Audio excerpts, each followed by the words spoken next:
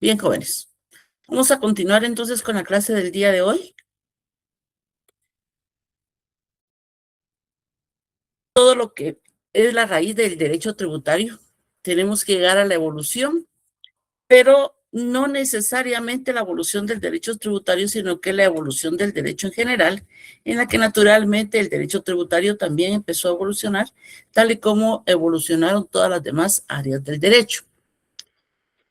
Como todos también, el derecho tributario tiene su origen en el área, podríamos decir, la raíz, el área madre del derecho en general, que es el derecho civil. Y por eso nosotros observamos que tiene varias instituciones del derecho civil, no desarrollándolas, sino que solamente nosotros ya las conocemos. Dice Héctor Villegas que el derecho civil ha sido el derecho madre o tronco común del cual se ha ido disgregando, dice, las restantes ramas del derecho.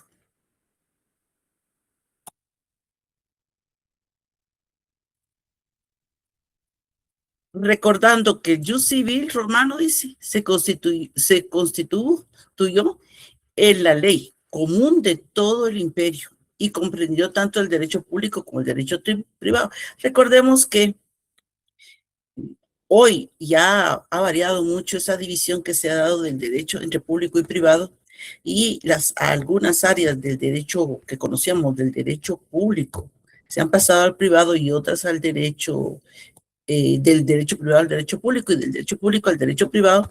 Sin embargo, aún se mantiene esa división, incluso para los exámenes privados o técnico-profesionales de la facultad, se divide en dos áreas.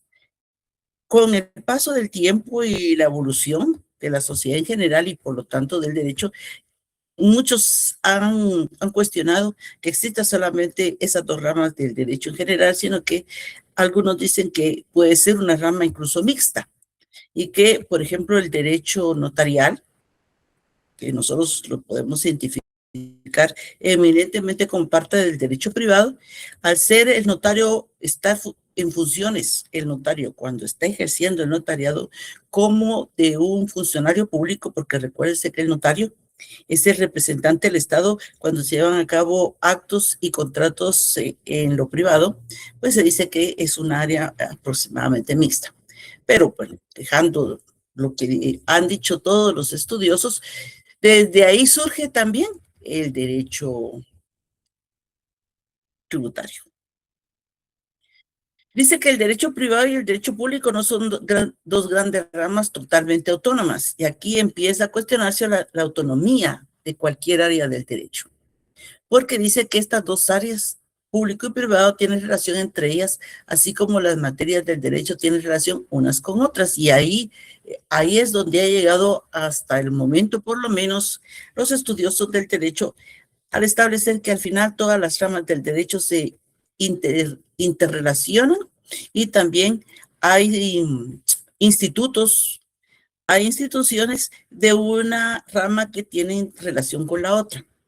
El derecho penal, dice, de una u otra forma se relaciona con el derecho civil. Sí, muchas instituciones del derecho civil han sido trasladadas al derecho penal, criminalizando esas instituciones, el derecho mercantil, que el derecho notarial también.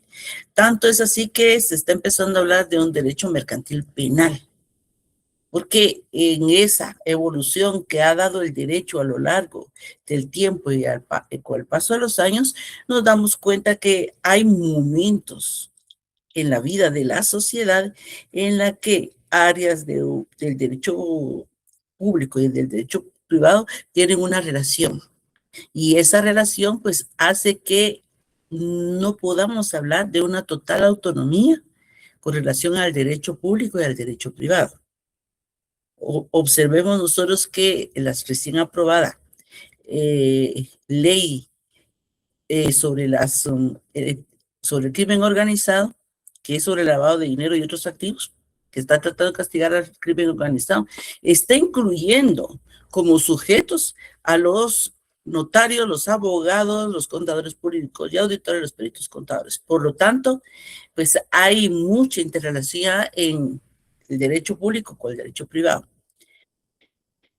Ahora, la relación que tiene el derecho penal con el derecho tributario se manifiesta, como ya se los he mencionado muchas veces, en la criminalización que se llevó a cabo en los primeros años de este siglo, cuando se tipificaron algunos actos y acciones propias de no del derecho administrativo siquiera, sino que el derecho en general, tipificándolas como delitos. Por ejemplo, jóvenes, en uno de los artículos que corresponden al derecho penal, no recuerdo, ahorita creo que es el 371 me parece ser que es, dice que comete el delito de fraudación tributaria el comerciante que teniendo puerta abierta hacia el público no tuviera sus libros de contabilidad, patente de comercio y libros de contabilidad, o que aún teniendo cerrada la puerta al público de su negocio, no tuviera patente ni libros de contabilidad, cuando la patente es un documento que autoriza a una persona a ejercer el comercio, y no todas las personas son comerciantes, para empezar. Además de que los libros de contabilidad son propios del derecho mercantil, no del derecho penal. Sin embargo, así lo estableció el legislador en su momento. Como podemos observar, se utilizaron varias figuras del derecho tributario, más allá del derecho tributario, también del derecho mercantil, para criminalizar muchos actos o acciones, y que la gente pues tuviera cierta preocupación y pena de no convertirse en un criminal tributario y cumplir con sus obligaciones tributarias. Y así ha sido. Históricamente así ha ido cambiando tanto el derecho en sí, que se han entrelazado tipos del derecho privado al derecho penal, precisamente porque la coerción que ejerce el Estado sobre los particulares para que cumplan con sus obligaciones, en este caso serían las obligaciones de tipo tributario. Se da entonces el fraccionamiento del derecho en sí y se crean los códigos específicos para cada rama. Pues tenemos un código civil, tenemos varios códigos. Lo que no teníamos era código tributario, porque se había dejado de lado el tema tributario, porque se entendía el tema tributario como de números, que era específico de los profesionales de las ciencias económicas, más no de los profesionales de las demás ciencias. Conforme ha ido pasando el tiempo, se ha comprendido que no importa de qué profesión seamos, ni siquiera si somos profesionales universitarios o no. Todos somos sujetos pasivos de las obligaciones tributarias. Todos los ciudadanos de este país pagamos impuestos. Por lo tanto, todos tenemos esas relaciones tributarias y no es necesario que seamos profesionales universitarios para tener ese tipo de obligaciones.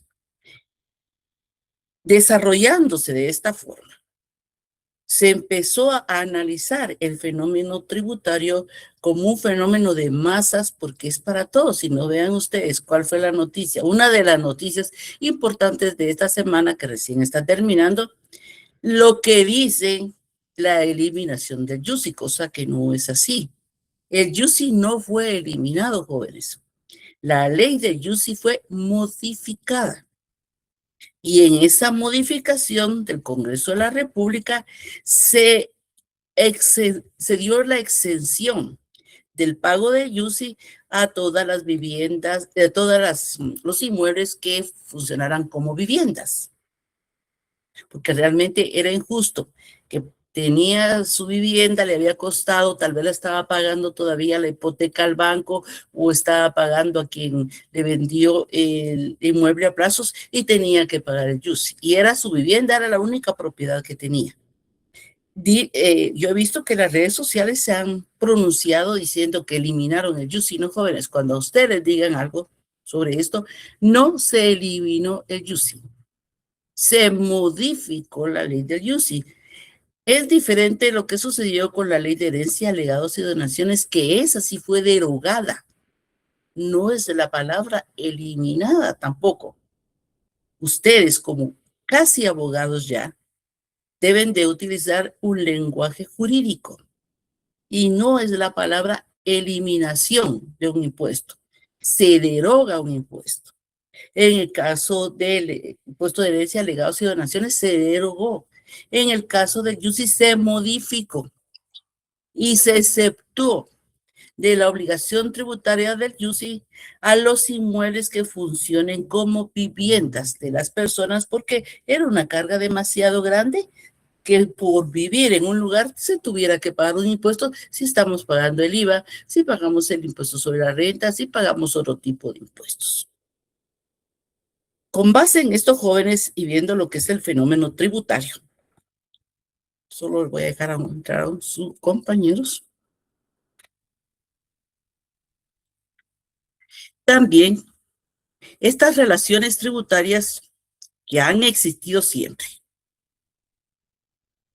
Ha habido un momento en que se incumple la relación jurídico-tributaria. No se llega a la conclusión que es el pago de los impuestos. También se crearon diversas exenciones, que es una excepción a la regla general de pagar los impuestos. Pero todo esto se tenía que regular, jóvenes. No podía seguir en leyes dispersas, número uno. Número dos, sí que hubiera una normativa específica para las normas tributarias. ¿Por qué? Porque en este, podríamos decir, desorden legal que existía con relación, valga la redundancia, a las relaciones jurídico-tributarias, podían existir arbitrariedades por parte de los representantes del Estado.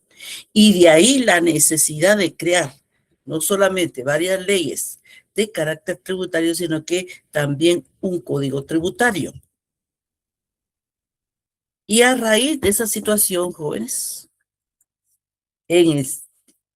ya a principios del siglo XX, se inició con la codificación del derecho tributario. ¿Por qué? Porque se habían dado cuenta que existía una necesidad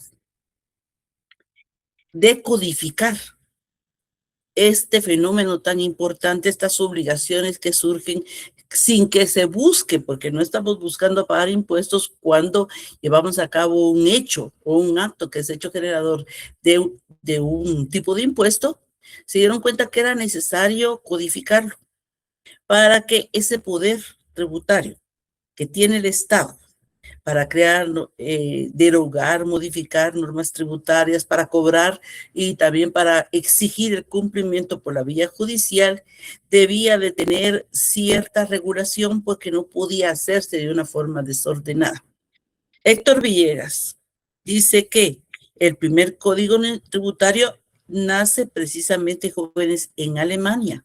Y eso es importante y es muy interesante, ya que vemos que, pues, que Alemania siempre fue una sociedad bastante avanzada. Y ya en 1919 surge el primer código tributario en Alemania a través del ordenamiento tributario del Reich. Fíjense que ya en 1919, hace más de 100 años, que se creó el primer código tributario en Alemania. Este primer código tributario tenía normas de origen sustancial y formal, como nuestro actual código tributario, que nuestro actual código tributario tiene normas sustanciales y normas materiales y también tenemos formales. En ese momento en que surge este primer código tributario a nivel mundial, llamado ordenamiento tributario del Reich, porque fue el Reich el que creó este código tributario, surge ante la imposibilidad de los tribunales fiscales de aplicar los gravámenes que ya en base de la imposición establecida por elementos del derecho civil, porque recordemos que primero estábamos con el derecho civil, entonces nos damos cuenta, jóvenes, que ya hace más de 100 años ya se empezó a estudiar el fenómeno tributario y también se empezó a regular de alguna forma no solamente el poder del Estado, como el poder tributario, sino que también las obligaciones y los derechos de los contribuyentes, porque antes de esto el Estado tenía todos los derechos. El contribuyente tenía que obedecer.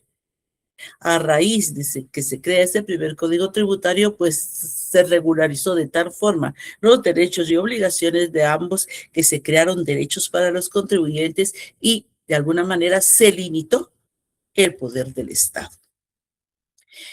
¿Qué pasa? Que recordemos que la Segunda Guerra Mundial termina, ya estaba, y ya Alemania, Francia y todos los países de Europa habían quedado bastante lastimados. Sin embargo, a pesar de lo que estaba sucediendo, siguió creciendo la codificación del derecho tributario en la mayoría de los países europeos. Pero cuando termina la Segunda Guerra Mundial, y antes de que terminara la Segunda Guerra Mundial, ya en plena Segunda Guerra Mundial, empezaron a emigrar muchos europeos, más alemanes que estaban dentro del conflicto, franceses que estaban sufriendo tanto, ingleses, a América. Y los países que visualizaron ellos como un probable hogar o como un probable lugar para desarrollar sus actividades también comerciales fue Sudamérica, más que América Central. Y recordemos que a Estados Unidos pues era diferente la situación, ya que Estados Unidos era parte de los aliados. En el año 1947, Argentina creó su primer código tributario. Giuliani Fonru es uno de los creadores del modelo de código tributario para América Latina en general, y Giuliani Fonru es argentino. Entonces nos damos cuenta, jóvenes, como en Argentina ya el derecho tributario está bastante desarrollado y va mucho más adelante que nosotros y los demás países centroamericanos. Dino Harach también fue muy importante con relación a la codificación del derecho tributario en América Latina. Posteriormente fue incorporado al proyecto del Código Fiscal de Uruguay en 1959. En Guatemala ni estábamos pensando siquiera en que existiera un código tributario. Si en Guatemala en esas épocas, pues apenas se pagaba el impuesto del timbre, que era el que más se pagaba, y posteriormente el impuesto sobre la renta. El IVA, pues, entró en los años 80 en vigencia. Subsiguientemente fueron Bolivia, Costa Rica, Paraguay, Uruguay y Perú. Todos adoptaron un código tributario para cada uno de estos países. Ustedes pueden observar, jóvenes, que Costa Rica es un país bastante adelantado, ha sido bastante adelantado y fue uno de los primeros que tuvo su código tributario a la par de los diferentes países de América del Sur. ¿Qué pasa con Guatemala, jóvenes? He de agregar que antes también México ya adoptó el código tributario y crearon también ellos su propio código tributario. Todos estos códigos tributarios, jóvenes, se habían ido incorporando a los diferentes países con sus diferencias, porque no todos los códigos tributarios son iguales. Todos los códigos son diferentes. ¿Por qué? Porque van atendiendo a la cultura de cada uno de los países. Nosotros no teníamos código tributario. Ni siquiera pensábamos que íbamos a tener código tributario, ya que el primer código tributario surge en 1991, pero entra en vigencia hasta 1993, porque nos tenían que dar la oportunidad a todos los ciudadanos del país que conociéramos. El código tributario era algo muy nuevo, no existía, no se mencionaban muchos de los aspectos que contiene el código tributario en el país como para que entrara así de pronto el código tributario. Entonces lo crearon, lo publicaron y la vigencia fue tiempo después, no fue inmediatamente, debido a que nosotros estábamos bastante atrasados en el tema tributario, aunque decirles, jóvenes, que hoy estamos bastante adelantados en el tema tributario. En esa época no era así. Y por eso es que tuvieron que esperar hasta el 93 para que entrara en vigencia. También es importante que ustedes sepan, para conocimiento general, que Este modelo de código tributario, como les mencioné anteriormente, fue uno de los impulsores, fue Carlos Giuliani Unruh. Tan importante él en toda América Latina como uno de los estudiosos más importantes de América del tema tributario. ¿Qué encontramos nosotros en el código tributario? ¿Qué es tan importante el código tributario?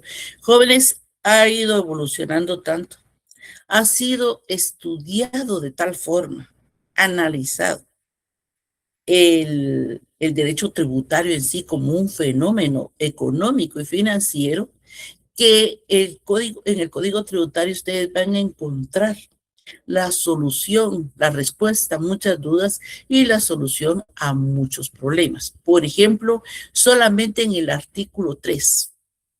El artículo 3 es uno de los artículos más importantes, que todos lo son, pero hay unos que son fundamentales, son fundantes de la materia tributaria, y el 3 establece que existe una materia privativa en el derecho en general, y esta materia privativa es el derecho tributario. Y dice que solo por medio de una ley, porque requiere la emisión de una ley para decretar tributos ordinarios y extraordinarios, reformarlos y suprimirlos. Aquí no dice anularlos, porque no se puede anular, no es de anulación. La nulidad es un instituto diferente dentro del derecho. Dice también definir el hecho generador de la obligación tributaria, sí, porque ahí le dice que es, ¿verdad? Que es compraventa, le dice también el hecho generador, cómo se encuentra constituido. Establecer, dice, el sujeto pasivo, si quién es el que va a pagar el impuesto, el tributo, ya sea contribuyente o responsable, y la responsabilidad solidaria. O sea, hay personas que están obligadas, pero no porque ellos hayan llevado a cabo el hecho generador, sino que tienen una responsabilidad, como por ejemplo los agentes retenedores, que tienen que retener el impuesto, porque si no, ellos no pueden deducir los salarios de su impuesto sobre la renta. También la base imponible del impuesto, bueno, ¿sobre qué vamos a pagar? Tenemos que saber sobre qué vamos a pagar el impuesto. En la ley del impuesto de circulación de vehículos, pues nos dicen el valor que tiene que tener nuestro vehículo para pagar el impuesto y cuánto es el impuesto que tenemos que pagar sobre una base imponible. A eso se le denomina base imponible, al valor del hecho generador por el que vamos a pagar el impuesto. Ese hecho generador puede ser una compra-venta, ese hecho generador puede ser una prestación de servicios, pero ese valor es el hecho imponible, lo que se grava. También está la tarifa o tipo impositivo. La palabra correcta, jóvenes, es tipo impositivo. Sin embargo, el Código Tributario dice, pues le podemos denominar tarifa. Como no se denomina, es porcentaje, aunque es un porcentaje. Por ejemplo, el 12% del IVA. Sin embargo, a eso se le denomina, a ese 12% se le denomina tipo impositivo. Entonces acá nosotros tenemos esas figuras eminentemente tributarias. También dice que se requiere de una ley aprobada por el Congreso de la República, naturalmente, para otorgar exenciones. O sea, bueno, todos van a pagar impuestos menos las universidades. Todos van a pagar impuestos menos las iglesias. Se necesita en la ley. Si ustedes miran sus leyes tributarias, y esperaría que las estuvieran repasando para poder y ya familiarizarse con ellas, todas las leyes tributarias tienen un artículo de exenciones. Dice, no se encuentran exentos del pago de este impuesto, y da un listado, un catálogo, le dicen, de quienes no van a pagar o qué actos no van a pagar los impuestos. También se requiere de una ley para la condonación. La condonación, jóvenes, es el perdón al pago del impuesto, cosa que en Guatemala no ha existido condonaciones. Sí han existido exoneraciones, y no solamente la que otorga el presidente de la República en cumplimiento del artículo 183, literal R de la Constitución Política de la República, sino que también el Congreso de la República en algún momento puede exonerar una multa, que se le denomina amnistía fiscal, se le denomina pues coloquialmente en Guatemala. Esa amnistía fiscal que hace tiempo que no otorgan los presidentes, los últimos presidentes, es una norma por medio de la cual se le perdona el pago de las multas, solamente de las multas, a los contribuyentes en un determinado plazo. Por ejemplo, puede ser que diga, bueno, se exonera del pago de multas y recargos a los contribuyentes que no hayan cumplido con sus obligaciones tributarias hasta el 31 de marzo del 2026. ¿Qué significa? Que todas esas obligaciones que tenemos a partir del 31 de marzo para atrás están exoneradas de multas y recargos, pero mientras dure el periodo de la amnistía fiscal, porque ese puede tener un mes, 2 meses, 2 meses, 3 meses, pero no más. La ley establece en qué tiempo va a estar en vigencia y también qué periodo se está exonerando de las multas y recargos, jóvenes. No del pago de los impuestos. También en la ley se establece cuáles son las deducciones. Por ejemplo, jóvenes, en la ley del impuesto sobre la renta, dice cuáles son las deducciones aceptadas por la ley del impuesto sobre la renta relacionadas con la actividad de los diferentes contribuyentes. Por ejemplo, jóvenes, dice que es deducible del impuesto sobre la renta los sueldos y salarios de las personas que trabajen para esta empresa o esta persona, siempre y cuando hayan pagado el IS. O sea, esté la planilla del IS, conforme a la planilla del IS, se aceptan esas deducciones. Si no existe una planilla del IS, no le acepta la deducción la ley del impuesto sobre la renta. O sea, está en una ley. Entonces, esa deducción la puedo hacer. Los salarios los puedo deducir. Ahora, otro tipo de remuneraciones que se le da a los trabajadores, no lo puedo deducir porque no está en la ley. O sea, que se le denominara de otra forma. También los descuentos, o sea, qué es lo que se puede descontar, las reducciones y demás beneficios fiscales, dice. Salvo lo dispuesto en el inciso R del artículo 183 que ya les mencioné. También se necesita de una ley forzosamente para fijar la obligación de pagar intereses tributarios. El Código Tributario es esa norma que establece la obligación de pagar intereses tributarios, jóvenes. Anteriormente no se pagaban intereses. Después ya se pagaron intereses, pero los intereses tenían un vencimiento.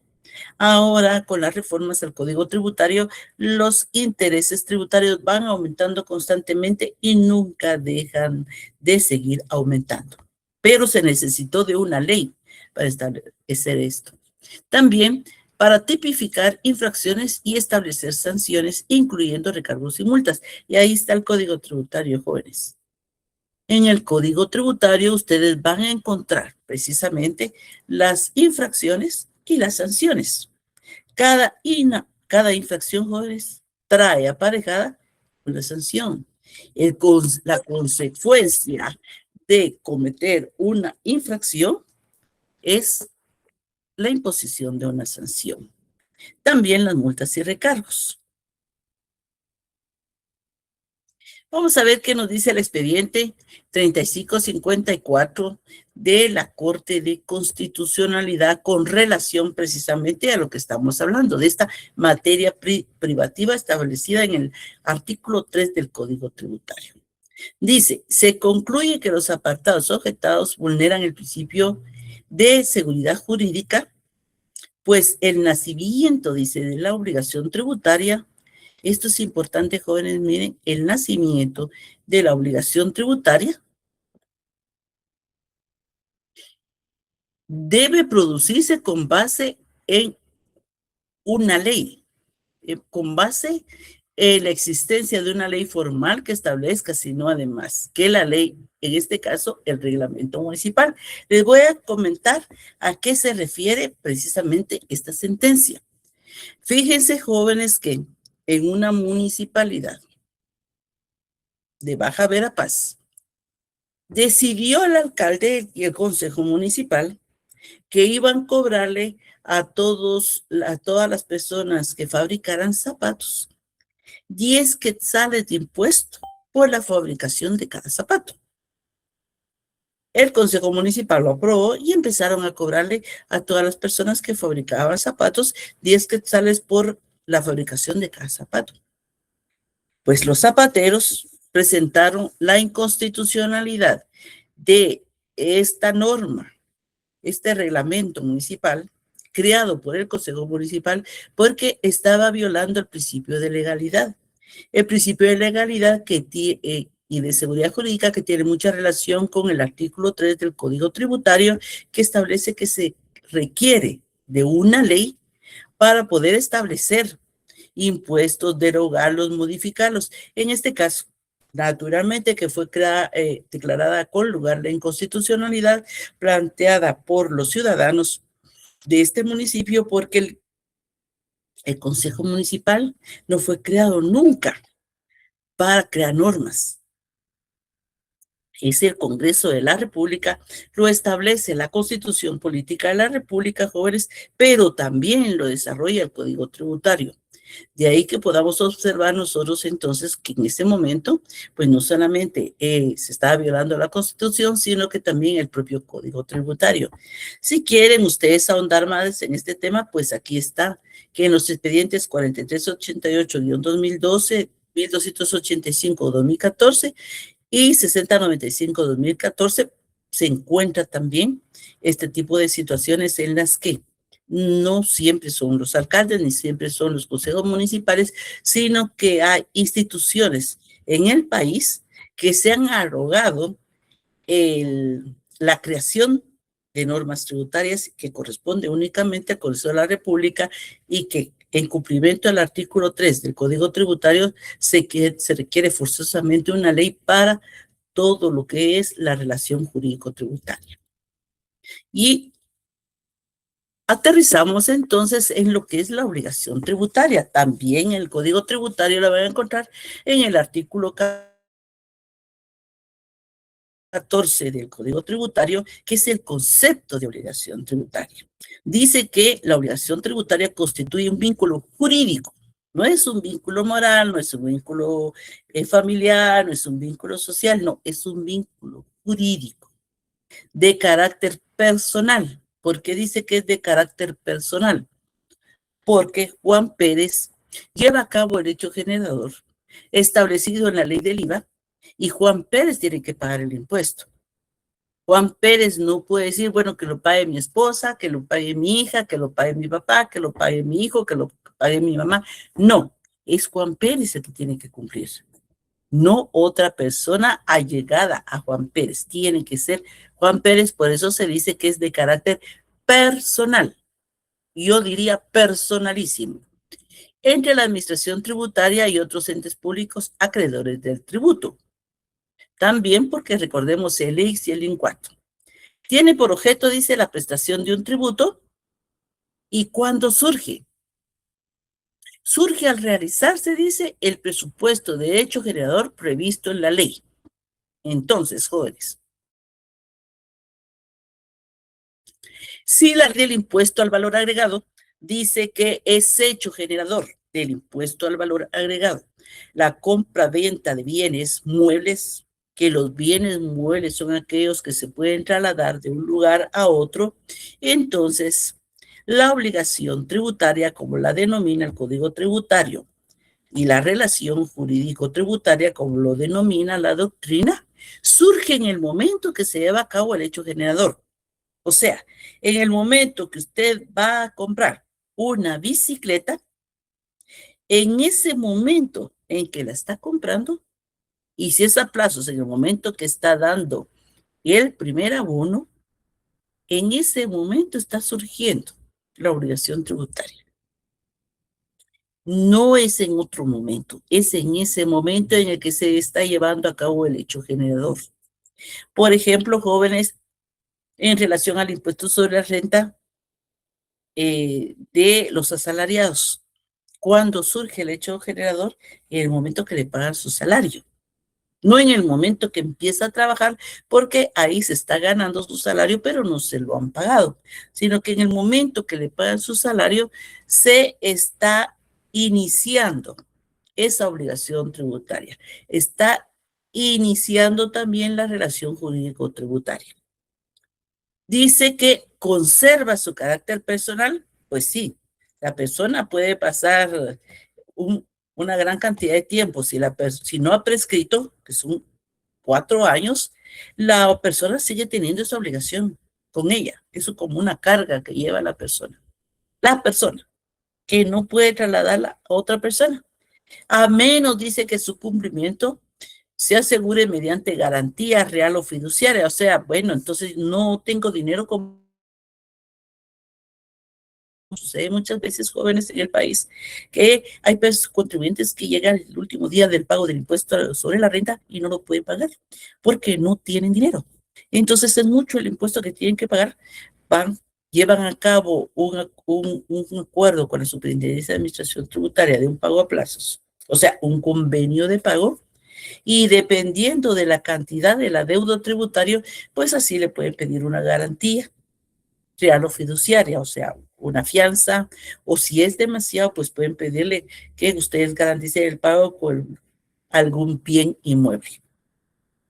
La obligación tributaria pertenece al derecho público y es exigible coactivamente. Importante, jóvenes, ¿por qué pertenece al derecho público?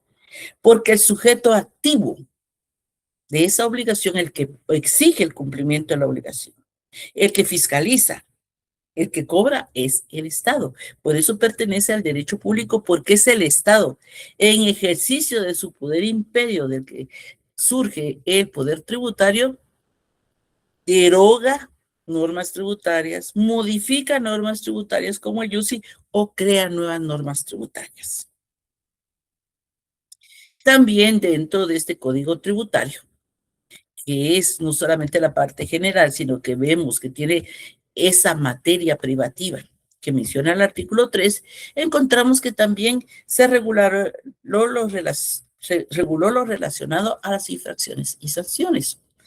Interesante, porque en el artículo 69 encontramos el concepto de qué es una infracción. Y dice que una infracción es toda aquella acción, hacer algo. Omisión, no hacer lo que debemos hacer. Por una parte, hacer algo que no debemos hacer, o no hacer algo que sí debemos hacer, que implique, dice, violaciones de normas tributarias de índole sustancial o formal. Sustancial, no paga el impuesto. Formal, no presenta la declaración. Tampoco presentó la declaración, no. Usted no va a pagar impuesto porque no generó nada en el periodo fiscal. Tiene que presentar su declaración avisando a la SAT que no tiene ningún movimiento. Cualquiera de las dos, sustancial o formal, si no se cumple, si se omite ese cumplimiento, pues naturalmente aquí hay una infracción que como consecuencia tiene una sanción. Constituye una infracción, dice, que sancionará la administración tributaria en tanto no constituya delito. Importante, jóvenes. Importantísimo esto, en cuanto no constituya delito.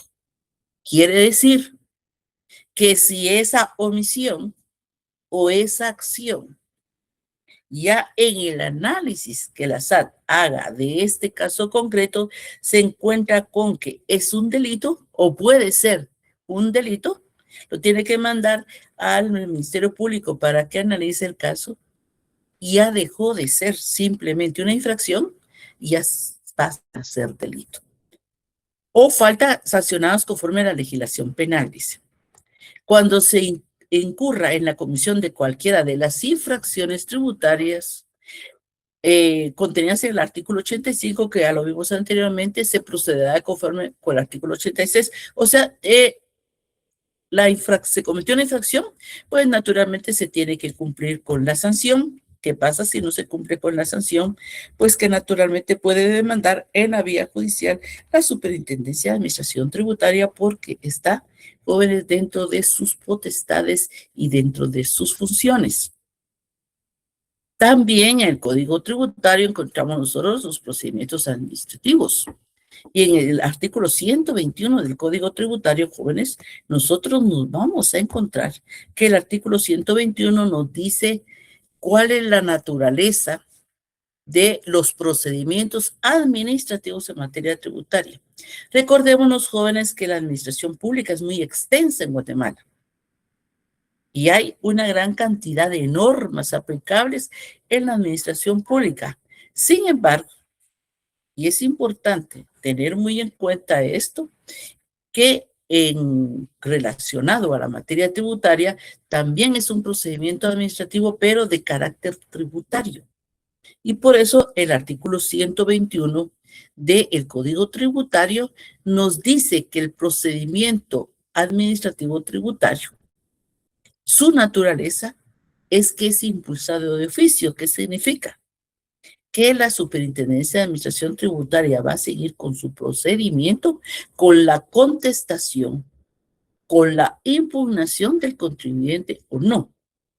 La Administración Tributaria le va a notificar una providencia al contribuyente para que presente ciertos documentos y le fija un plazo de 30 días. El contribuyente no cumple y no presenta nada. Entonces, la Superintendencia de Administración Tributaria va a entender que el contribuyente aceptó que no había cumplido con ese tipo de obligaciones y le va a imponer un impuesto que tiene que pagar más la respectiva sanción. También el artículo 121 nos dice que las resoluciones finales dictadas dentro de ese proceso administrativo son impugnables. ¿Qué significa? Jóvenes, que está el procedimiento administrativo, nos requieren la información, no la presentamos, nos imponen que la Superintendencia de Administración Tributaria establece que es un impuesto que tenemos que pagar y la multa. No estamos de acuerdo, impugnamos por medio del recurso de revocatoria. El recurso de revocatoria lo conoce el Tribunal Administrativo Tributario de Anero. Y resulta que emite su resolución. Aquí tenemos la resolución. ¿Qué hacemos? Dice, son impugnables ante los tribunales competentes. ¿Qué significa? Que podemos plantear nuestro contencioso administrativo. O sea que el artículo 121, que además contiene derechos de los contribuyentes jóvenes, establece la importancia y la forma en que termina el procedimiento administrativo tributario. Y después, pues, naturalmente, los derechos que tenemos los contribuyentes para poder acudir a los tribunales de justicia. Esto significa a las salas de lo contencioso administrativo en materia tributaria a plantear nuestra oposición a la resolución que emitió el tributa en su momento y que nos fue notificada. Tenemos 30 días para plantear nuestro contencioso administrativo. Y aquí nos dice qué es el contencioso administrativo. El artículo 161, jóvenes del Código Tributario, establece cuándo procede y en qué plazo se interpone. Dice que contra las resoluciones de los recursos de revocatoria y reposición, fíjense, jóvenes, que aquí hay una situación que se ha mantenido en la legislación tributaria, que mencionan siempre el recurso de reposición y resulta que en el Código Tributario ya desapareció ese recurso, pero sí se mantiene en la ley de lo contencioso administrativo y por eso es que se menciona. Procederá, dice el recurso contencioso administrativo, o sea, revocatoria, me dicen que no. Reposición, si tomamos en cuenta la ley de lo contencioso administrativo, me dicen que no, pues entonces ya me habilitó el tiempo para que yo plantee mi contencioso administrativo, que aquí le denominan recurso contencioso administrativo, el cual dice se interpondrá en la sala que corresponda. Allá están las salas de lo contencioso administrativo. Hay 6 salas de lo contencioso administrativo. 2 son administrativo normal y las demás son tributarias. Integrada con magistrados especializados en materia tributaria, o sea, los magistrados que están en las salas de lo contencioso administrativo en materia tributaria tienen que tener estudios sobre la materia tributaria.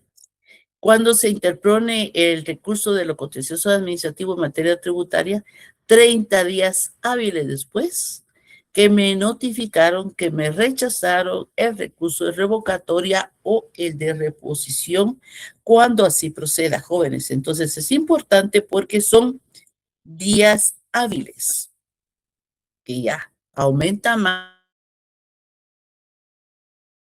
porque pues, se suman los días hábiles a los días inhábiles para que sean los 30 días.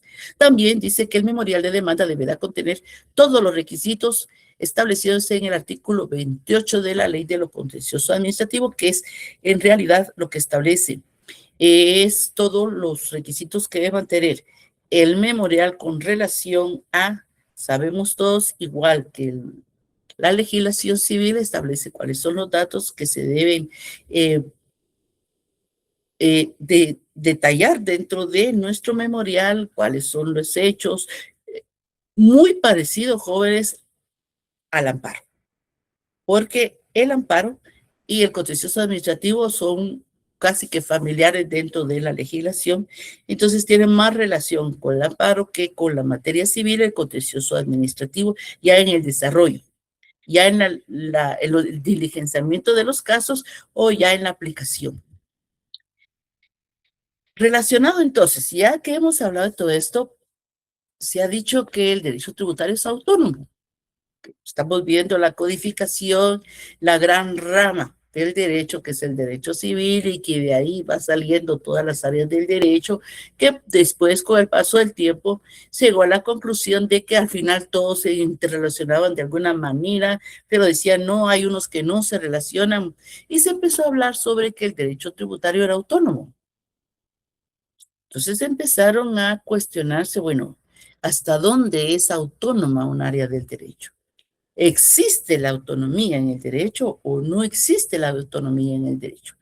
Y en ese orden de ideas, jóvenes, Juan Manuel Querat y sus compañeros que escribieron un libro dice que precisamente dice, por esa posibilidad que tiene el legislador de definir los hechos imponibles, el legislador, o sea, el Congreso, que define, dice, el hecho imponible, dice el legislador, bueno, el hecho imponible de la ley del JUSI de ahora en adelante va a ser solamente los inmuebles comerciales, ya no los de vivienda. Entonces, el hecho imponible lo definió el legislador que van a ser solamente los inmuebles comerciales, modificando, dice, algunos de los aspectos del hecho en que se basan. Es innegable, dice, la autonomía calificadora de la ley tributaria. ¿Por qué? Porque se va a aplicar solamente al carácter tributario, porque va a ser eminentemente para el cumplimiento de las obligaciones tributarias. Lo que se proyecta, dicen, dos vertientes ya abordadas al tratar la interpretación de estas leyes tributarias. O sea, significa, jóvenes, que, según Juan Manuel Querat, existe una autonomía calificadora del derecho tributario porque esa ley es eminentemente tributaria y solamente el Congreso de la República va a ampliar, modificar, derogar o lo que sea con esa ley o va a crear una nueva ley tributaria. No puede ser, como vimos en la sentencia de la Corte de Constitucionalidad anterior, que pueda ser el Consejo Municipal o el alcalde el que pueda crear normas tributarias. ¿Por qué? Y por eso les traje esa sentencia, porque veamos, entonces dice, por eso es que hay autonomía. ¿Por qué? Porque no puede ser cualquiera. Aparte, con el derecho penal, que también tenemos el derecho constitucional en el que se imponen algunas sanciones o algunas penas a las personas. En el campo tributario no, es eminentemente de acuerdo a la legislación. Si no está la legislación, no. Cuando dice, la ley del tributo configura como imponibles hechos ya judicados en otras ramas del ordenamiento como actos, negocios o institutos jurídicos, puede redefinirlos, alterarlos alguno de sus caracteres. Dice, bien en pro de una mejor proyección sobre ellos en los criterios de justicia, bien por razones de evitar la evasión fiscal.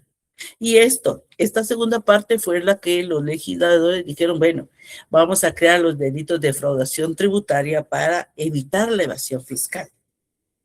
Y por eso crear los artículos 271 A, B, C y D del Código Penal para evitar, dijeron, la evasión fiscal, y realmente pues sí ha funcionado, pero parcialmente.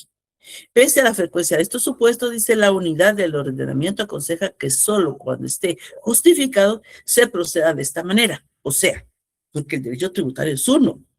Y se está diciendo que tiene una autonomía calificadora. Y viene el legislador y dice, sí, pero se incluye en el Código Penal los delitos de defraudación tributaria. Entonces, ¿es autónomo o no es autónomo? Entonces dicen ellos, pero hay momentos que siendo autónomo, pues se puede alejar un poco, algo así como las sentencias de la Corte de Constitucionalidad que crean jurisprudencia, pero en algún momento se puede separar de su propia jurisprudencia, pues así lo dicen con relación a la autonomía calificadora del derecho tributario. ¿Por qué se dice que el derecho tributario es autónomo? Es una pregunta que se han hecho durante muchos años y la respuesta es, bueno, se dice que es autónomo porque tiene elementos propios solamente para el derecho tributario, que se van a aplicar solamente para el derecho tributario, no a otras áreas del derecho. Por ejemplo, dice institutos y conceptos propios. No existe otra área del derecho que pudiéramos calificar como auténticamente autónoma, si podemos manifestar que el derecho tributario, por su misma estructura, contiene instituciones y conceptos propios. Por ejemplo, jóvenes, hecho generador, hecho imponible, tipo impositivo, base imponible. Busquemos en otras áreas del derecho si vamos a encontrarnos nosotros con estos conceptos tan importantes. Yo mencionaba siempre en las clases anteriores sujeto activo y sujeto pasivo, pero hoy veo que hay nuevas normas, por ejemplo, la ley de competencia en la que hablan de un sujeto pasivo. Por lo tanto, pues ya no es solamente el derecho tributario el que contiene su sujeto pasivo, pero sí, con relación al aspecto tributario, sí es su único sujeto pasivo. En ese orden de ideas, jóvenes, viene el jurisconsulto Ramón Valdés Costa, que dice que cada rama jurídica tiene determinada estructura, cierto.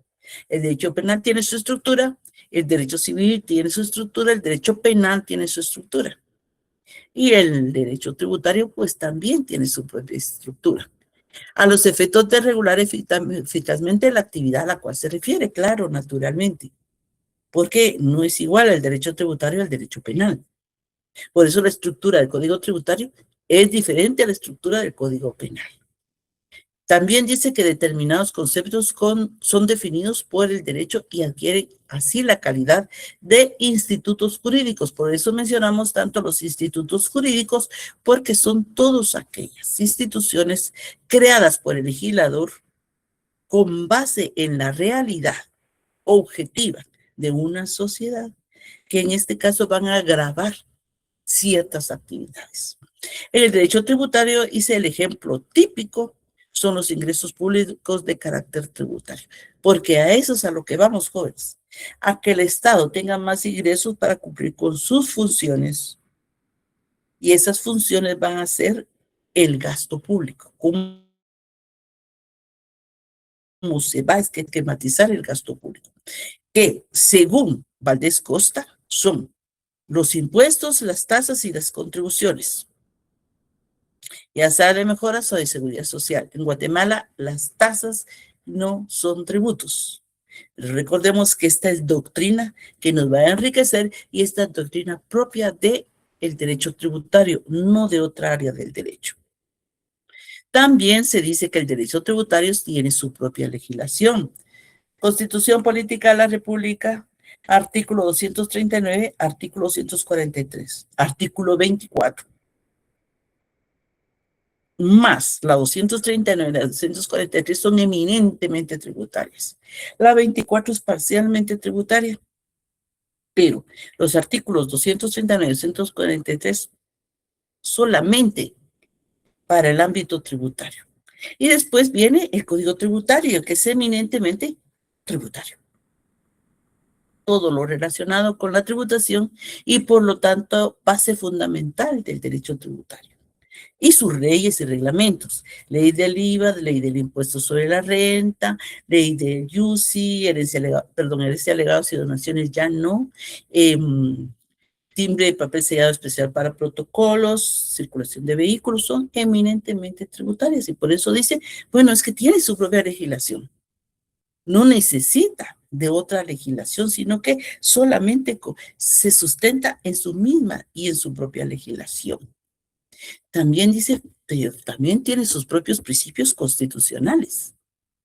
Y entonces analizan y se dan cuenta que estos principios que mencionamos nosotros con relación al derecho tributario son solamente aplicables a la materia tributaria, no a otra materia, no a otra área del derecho, con excepción del principio de legalidad que mencionamos nosotros. Principio de legalidad en materia penal, principio de legalidad en materia laboral, en materia civil, pero el de legalidad en materia tributaria, el artículo 139, materia de legalidad tributaria. Pero encontramos también con el principio de capacidad de pago, que es solamente para la materia tributaria. La prohibición de la doble tributación, la justicia tributaria, la no confiscación, jóvenes, son específicos solo para la materia tributaria. No se pueden aplicar en otra área del derecho. Y si se aplica, pues será por nombrarlos así, pero en la Constitución no están reconocidos así. Su propia doctrina, como ya vimos anteriormente, son varios autores los que se dedican a la materia tributaria, que han desarrollado diferentes teorías en materia tributaria, derivado de los estudios que han llevado a cabo y también de la realidad económica de una sociedad. Esos análisis que han hecho Yolani Fonru, que han hecho Valdés Costa, que han hecho cantidad de estudiosos en materia tributaria, son solamente para la materia tributaria, no para otra área del derecho. Entonces, esa doctrina, esos libros son solo tributarios. Por eso dice, bueno, tiene su propia doctrina. Entonces nos damos cuenta que, bueno, ya tenemos esos elementos que nos dicen, bueno, que sí es autónomo el derecho tributario, dicen, ¿verdad? Pero tendríamos que saber cuáles son las clases de autonomía.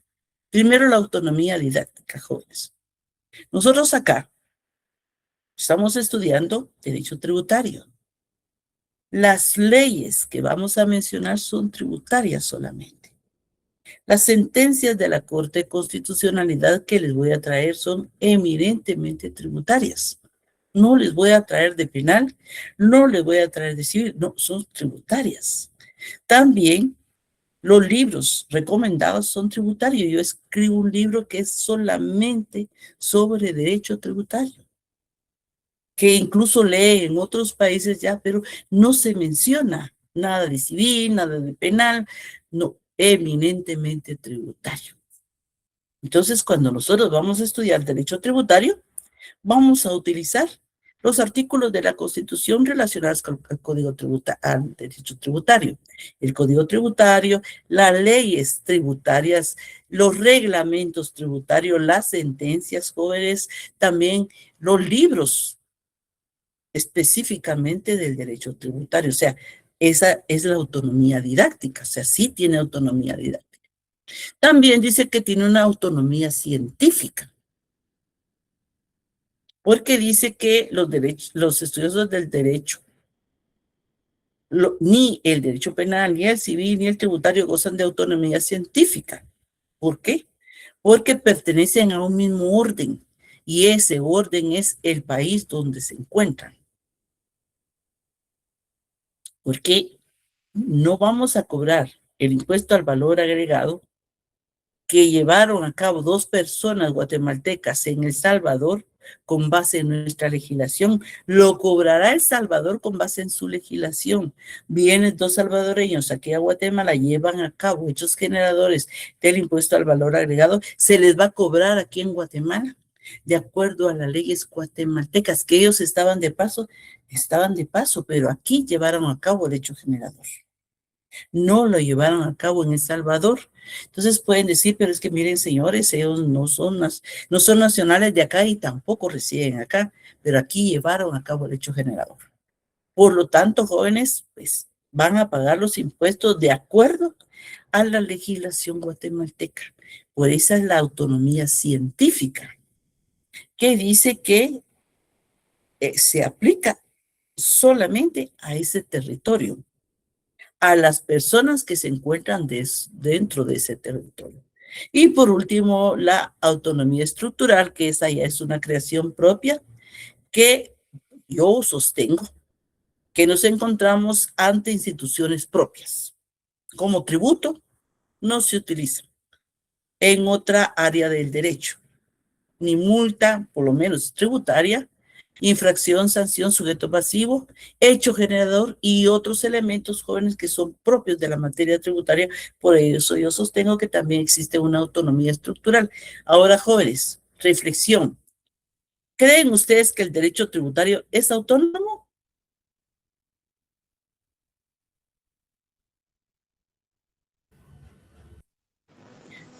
Sí, licenciada. ¿Por qué?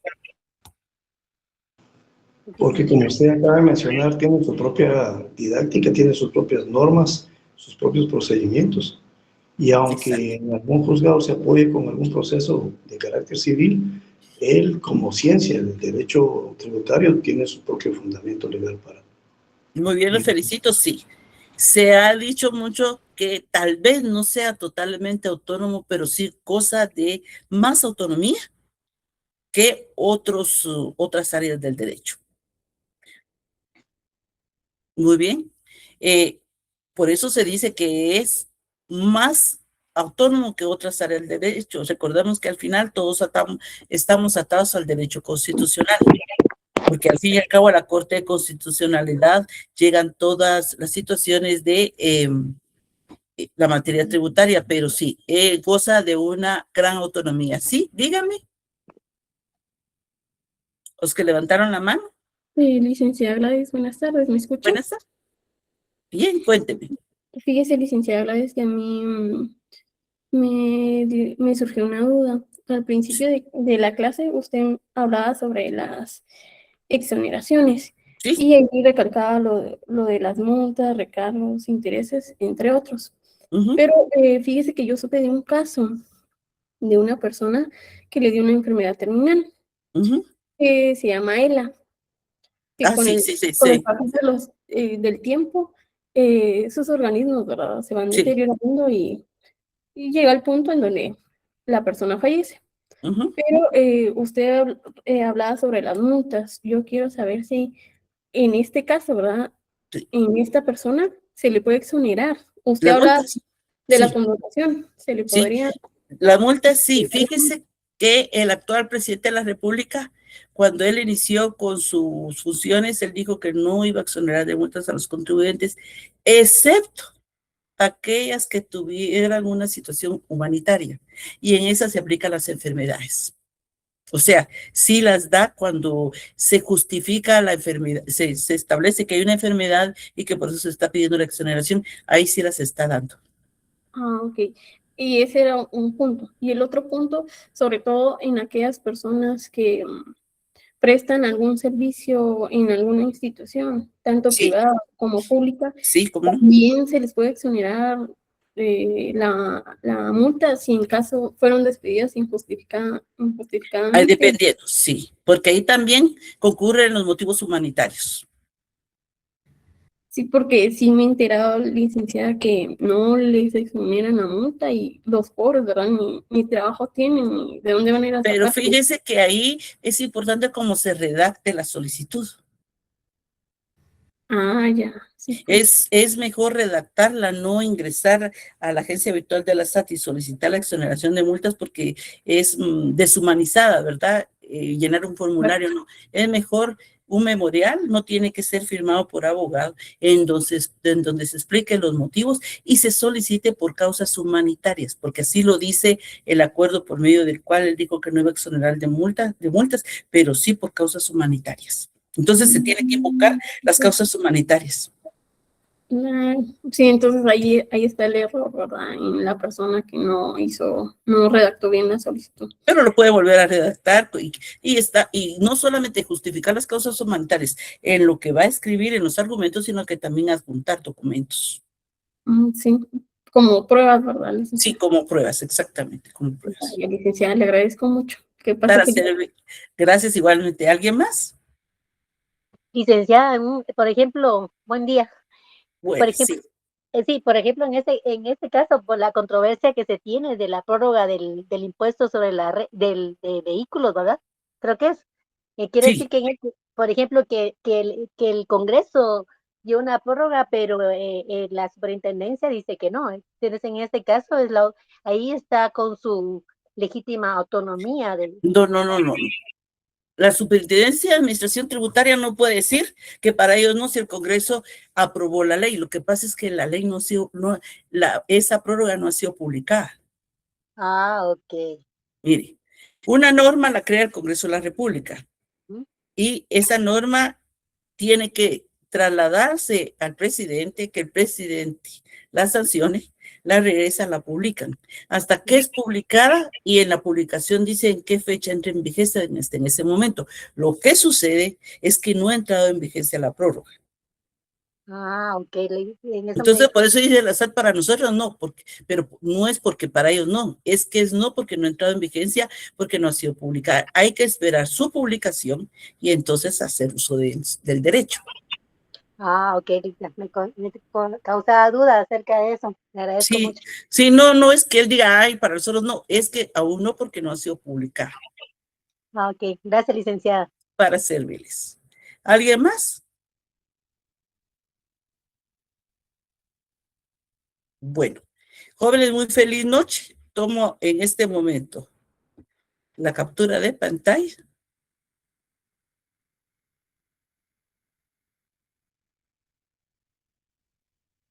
Muy bien. Y nos vemos la próxima semana. Los espero el lunes, jóvenes.